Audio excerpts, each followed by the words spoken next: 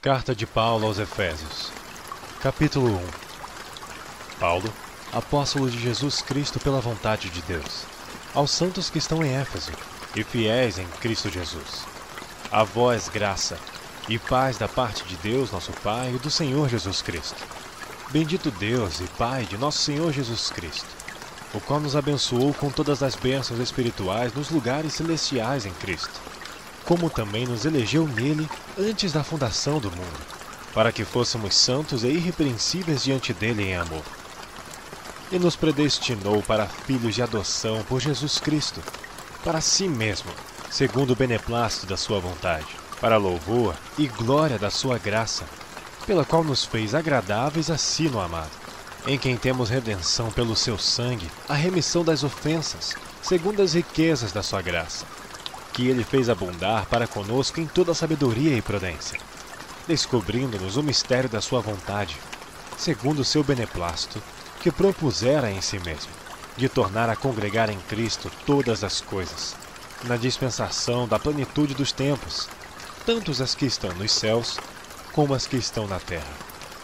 Nele, digo, em quem também fomos feitos em herança, havendo sido predestinados conforme o propósito daquele que fez todas as coisas, segundo o conselho da sua vontade, com o fim de sermos para louvor da sua glória, nós os que primeiros esperamos em Cristo, em quem também vós estáis, depois que ouvistes a palavra da verdade, o evangelho da vossa salvação, e tendo nele também crido, fostes selados com o Espírito Santo da promessa, o qual é o penhor da nossa herança, para a redenção da possessão adquirida, para louvor da sua glória.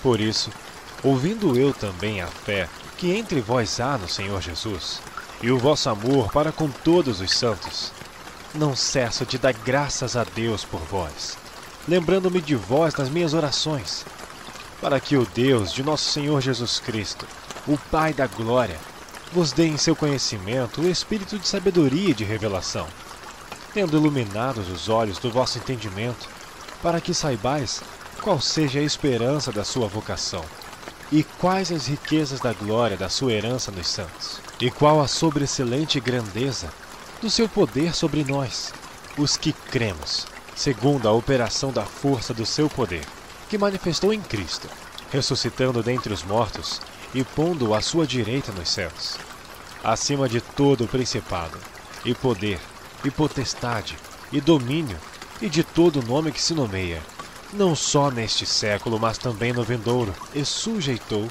todas as coisas a seus pés, e sobre todas as coisas o constituiu como cabeça da igreja, que é o seu corpo, a plenitude daquele que cumpre tudo em todos.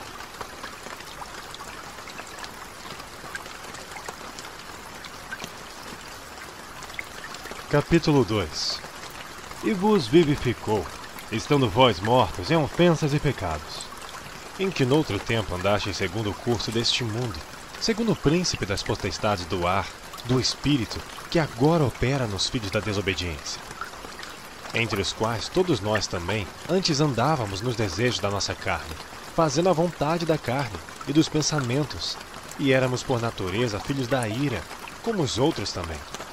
Mas Deus, que é riquíssimo em misericórdia, pelo seu muito amor com que nos amou, estando nós ainda mortos em nossas ofensas, nos vivificou juntamente com Cristo, pela graça sois salvos, e nos ressuscitou juntamente com Ele, e nos fez assentar nos lugares celestiais em Cristo Jesus, para mostrar nos séculos vindouros as abundantes riquezas da sua graça, pela sua benignidade para conosco em Cristo Jesus. Porque pela graça sois salvos, por meio da fé. E isso não vem de vós, é dom de Deus. Não vem das obras, para que ninguém se glorie. Porque somos feitura sua, criados em Cristo Jesus, para as boas obras, as quais Deus preparou para que andássemos nelas. Portanto, lembrados de que vós, noutro tempo, erais gentios na carne, e chamados incircuncisão pelos que na carne se chamam circuncisão, feita pela mão dos homens, que naquele tempo estáveis sem Cristo, separados da comunidade de Israel, e estranhos às alianças da promessa, não tendo esperança e sem Deus no mundo. Mas agora, em Cristo Jesus, vós, que antes estáveis longe, já pelo sangue de Cristo chegastes perto, porque Ele é a nossa paz, o qual de ambos os povos fez um, e derrubando a parede de separação que estava no meio, na sua carne desfez a inimizade, isto é, a lei dos mandamentos, que consistia em ordenanças, para criar em si mesmo dos dois um novo homem, fazendo a paz, e pela cruz reconciliar ambos com Deus em um corpo, matando com ela as inimizades. E vindo, ele evangelizou a paz, a vós que estavais longe e aos que estavam perto, porque por ele ambos temos acesso ao Pai em um mesmo Espírito. Assim, que já não sois estrangeiros nem forasteiros, mas co-cidadãos dos santos e da família de Deus, edificados sobre o fundamento dos apóstolos e dos profetas, de que Jesus Cristo é a principal pedra da esquina, no qual todo o edifício bem ajustado cresce para templo santo no Senhor, no qual também vós juntamente sois edificados para a morada de Deus em Espírito.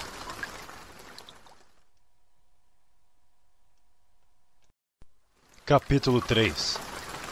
Por esta causa, eu, Paulo, sou o prisioneiro de Jesus Cristo por vós, os gentios, se é que tendes ouvido a dispensação da graça de Deus, que para convosco me foi dada. Como me foi este ministério manifestado pela revelação, como antes um pouco vos escrevi. Por isso, quando ledes, podeis perceber a minha compreensão do mistério de Cristo, o qual noutros séculos não foi manifestado aos filhos dos homens, como agora tem sido revelado pelo Espírito aos seus santos apóstolos e profetas, a saber, que os gentios são co-herdeiros e de um mesmo corpo, e participante da promessa em Cristo pelo Evangelho, do qual fui feito ministro, pelo dom da graça de Deus, que me foi dado segundo a operação do seu poder.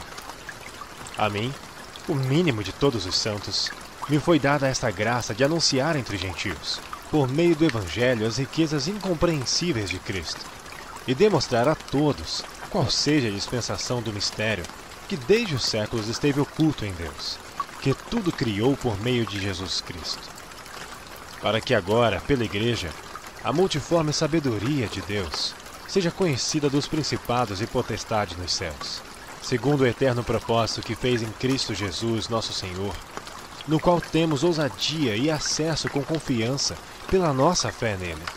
Portanto, vos peço que não desfaleçais nas minhas tribulações por vós, que são a vossa glória.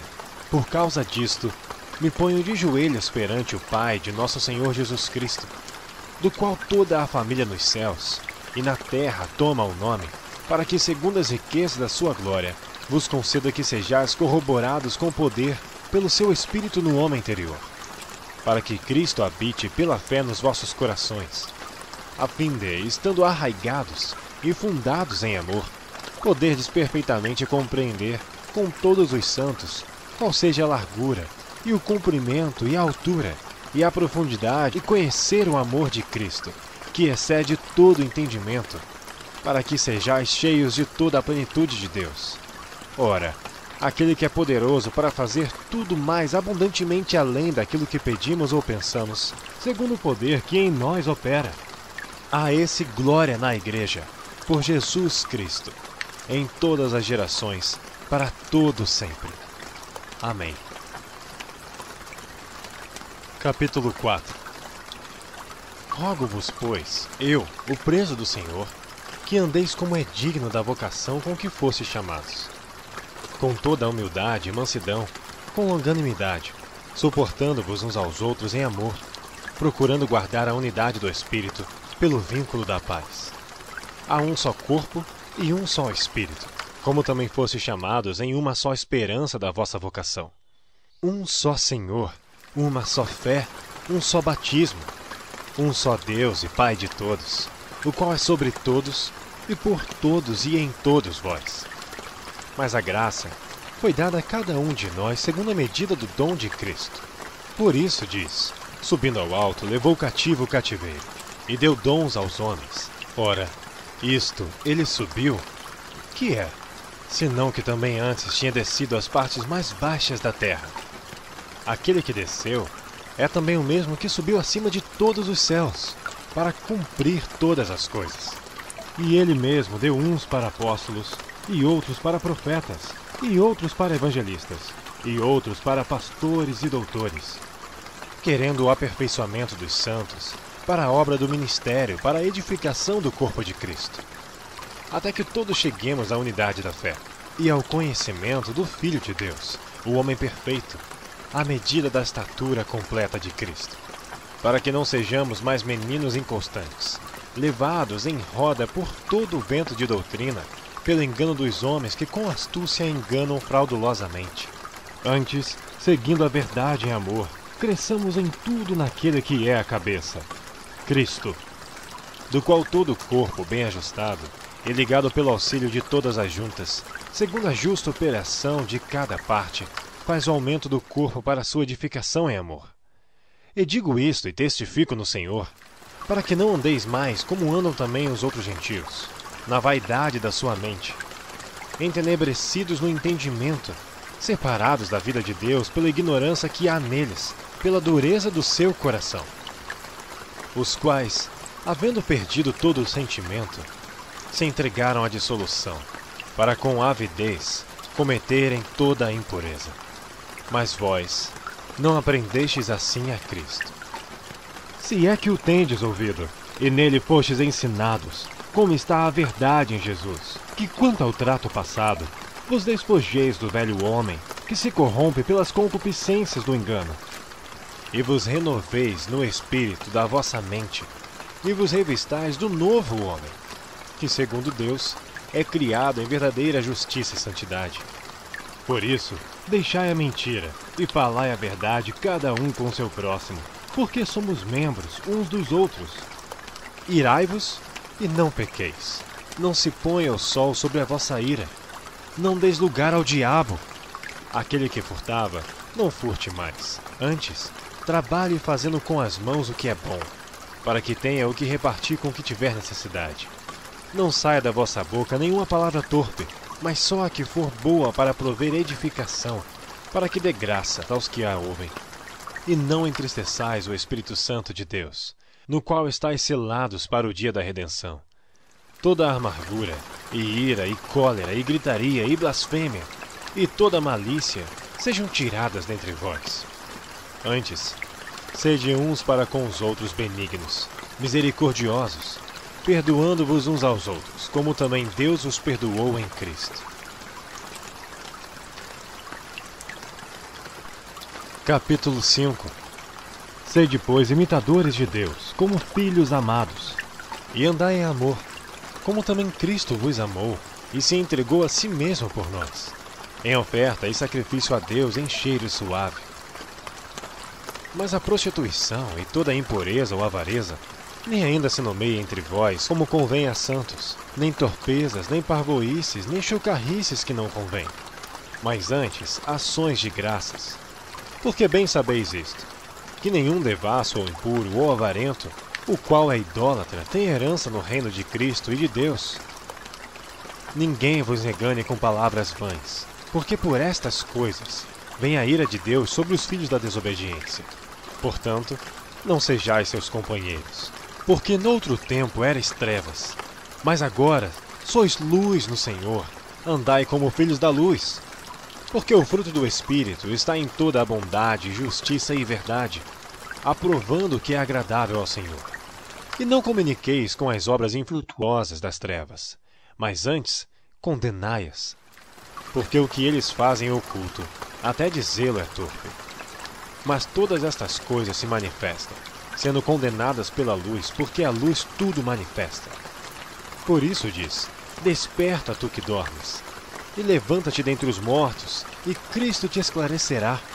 Portanto, vede prudentemente como andais, não como necios, mas como sábios, remindo o tempo. Porquanto os dias são maus, por isso não sejais insensatos, mas entendei qual seja a vontade do Senhor. E não vos embriagueis com vinho em que há contenda, mas enchei-vos do Espírito, falando entre vós em salmos e hinos e cânticos espirituais, cantando e salmodiando ao Senhor no vosso coração, dando sempre graças por tudo a nosso Deus e Pai, em nome de nosso Senhor Jesus Cristo, sujeitando-vos uns aos outros no temor de Deus.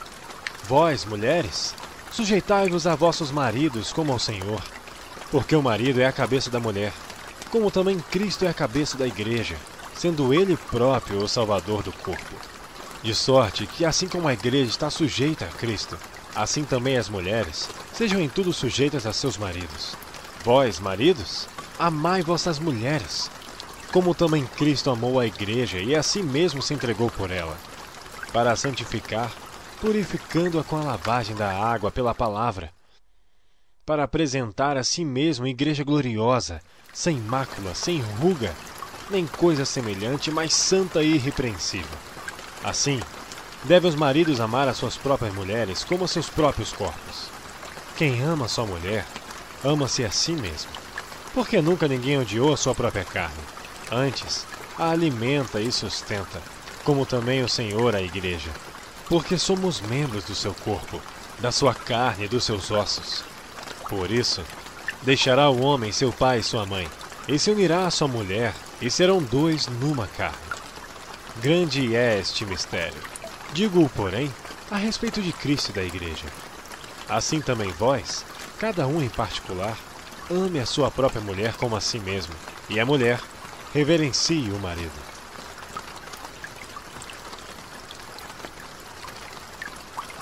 Capítulo 6. Vós, filhos, sede obedientes a vossos pais no Senhor, porque isto é justo. Honra teu pai e tua mãe, que é o primeiro mandamento com promessa, para que te vá bem e vivas muito tempo sobre a terra. E vós, pais, não provoqueis a ira a vossos filhos, mas criai-os na doutrina e admoestação do Senhor. Vós, servos, obedecei a vossos senhores segundo a carne, com temor e tremor, na sinceridade de vosso coração como a Cristo, não servindo à vista, como para agradar aos homens, mas como servos de Cristo, fazendo de coração a vontade de Deus, servindo de boa vontade como ao Senhor e não como aos homens, sabendo que cada um receberá do Senhor todo o bem que fizer, seja servo, seja livre. E vós, senhores, fazei o mesmo para com eles, deixando as ameaças, sabendo também que o Senhor deles e vosso está no céu, e que para com ele não há acepção de pessoas. No demais, irmãos meus, fortalecei-vos no Senhor e na força do seu poder. Revesti-vos de toda a armadura de Deus, para que possais estar firmes contra as astutas ciladas do diabo. Porque não temos que lutar contra a carne e o sangue, mas sim contra os principados, contra as potestades, contra os príncipes das trevas deste século, contra as hostes espirituais da maldade nos lugares espirituais. Portanto, tomai toda a armadura de Deus, para que possais resistir no dia mau, e, havendo feito tudo, ficar firmes. Estai, pois, firmes, tendo cingidos os vossos lombos com a verdade, e vestida a couraça da justiça, e calçados os pés na preparação do evangelho da paz, tomando sobretudo o escudo da fé, com o qual podereis apagar todos os dardos inflamados do inimigo. Tomai também o capacete da salvação e a espada do Espírito, que é a palavra de Deus. Orando em todo o tempo, com toda oração e súplica no Espírito, e vigiando nisto, com toda a perseverança e súplica por todos os santos.